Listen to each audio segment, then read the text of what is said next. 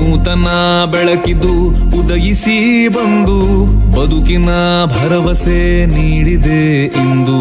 ಬಡತನ ಬೇಡಿಯ ಬಿಡಿಸಲು ಎಂದು ಸಿಕ್ಕಿದೆ ಕೆಲಸದ ಕೀಲಿಯೂ ಒಂದು. ಉದ್ಯೋಗ ಖಾತರಿಯ ಉಪಯೋಗ ಪಡೆಯುವ ನಮ್ಮ ನಿಮ್ಮ ಊರ ಒಳಿತಿಗೆ